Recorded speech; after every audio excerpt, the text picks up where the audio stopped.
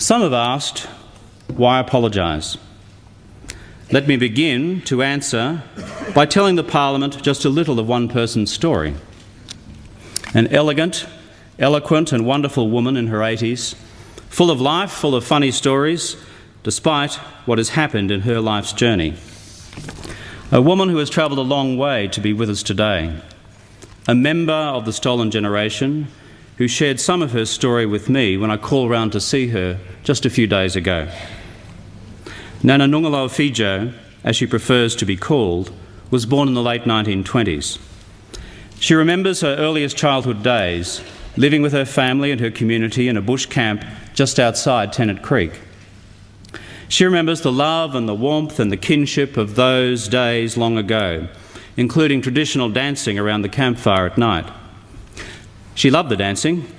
She remembers once getting into strife when, as a 4-year-old girl, she insisted on dancing with the male tribal elders, rather than just sitting and watching the men, as the girls were supposed to do.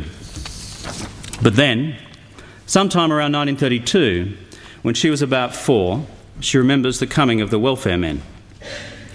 Her family had feared that day and had dug holes in the creek bank where the children could run and hide. What they hadn't expected was that the white welfare men didn't come alone. They brought a truck, they brought 2 white men and an Aboriginal stockman on horseback, cracking his stock whip. The kids were found. They ran for their mothers, screaming, but they couldn't get away. They were herded and piled onto the back of the truck. Tears flowing, her mum tried clinging to the sides of the truck as her children were taken away to the bungalow in Alice, all in the name of protection. A few years later, government policy changed. Now the children would be handed over to the missions to be cared for by the churches. But which church would care for them? The kids were simply told to line up in 3 lines. Nanna Fejo and her sisters stood in the middle line, her older brother and cousin on her left. Those on the left were told that they had become Catholics. Those in the middle, Methodists, and those on the right, Church of England. That's how the complex questions of post-Reformation theology were resolved in the Australian outback in the 1930s. It was as crude as that. She and her sister were sent to a Methodist mission on Goulburn Island and then Croker Island. Her Catholic brother was sent to work at a cattle station and her cousin to a Catholic mission. Nanna Fejo's family had been broken up for a second time. She stayed at the mission until after the war, when she was allowed to leave for a pre-arranged job as a domestic in Darwin. She was 16.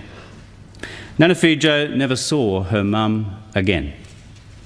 After she left the mission, her brother let her know that her mum had died years before, a broken woman, fretting for the children that had literally been ripped away from her.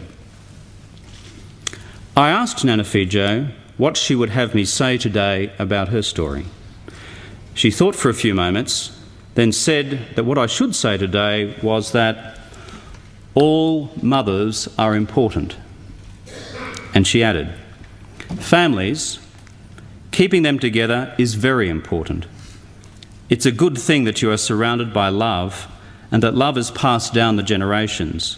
That's what gives you happiness. As I left later on, Nanna Fejo took one of my staff aside, wanting to make sure that I wasn't too hard on the Aboriginal stockman who'd hunted those kids down all those years ago. The stockman had found her again decades later, this time himself to say sorry. And remarkably, extraordinarily, she had forgiven him. Nanna Fejo's is just one story. There are thousands, tens of thousands of them. Stories of forced separation of Aboriginal and Torres Strait Islander children from their mums and dads over the better part of a century. Some of these stories are graphically told in Bringing Them Home, the report commissioned in 1995 by Prime Minister Keating and received in 1997 by Prime Minister Howard. There is something terribly primal about these first-hand accounts. The pain is searing. It screams from the pages. The hurt, the humiliation, the degradation, and the sheer brutality of the act of physically separating a mother from her children is a deep assault on our senses. and on our most elemental humanity. These stories cry out to be heard. They cry out for an apology. Instead, from the nation's parliament, there has been a stony and stubborn and deafening silence for more than a decade. A view that somehow we, the parliament, should suspend our most basic instincts of what is right and what is wrong.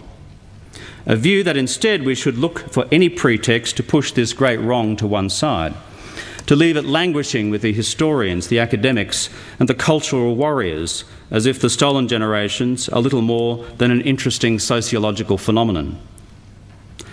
But the stolen generations are not intellectual curiosities. They are human beings who have been damaged deeply by the decisions of parliaments and governments. But as of today, the time for denial, the time for delay, has at last come to an end. Mr. Speaker, the nation is demanding of its political leadership to take us forward.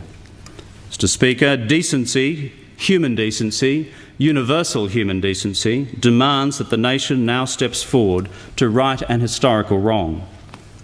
And that is what we are doing in this place today. But should there still be doubts as to why we must now act, let the Parliament reflect for a moment on the following facts. That between 1910 and 1970, between 10 and 30% of Indigenous children were forcibly taken from their mothers and fathers. That as a result, up to 50,000 children were forcibly taken from their families. That this was the product of the deliberate, calculated policies of the state as reflected in the explicit powers given to them under statute. That this policy was taken to such extremes by some in administrative authority that the forced extractions of children of so-called mixed lineage was seen as part of a broader policy of dealing with, quote, the problem of the Aboriginal population, unquote.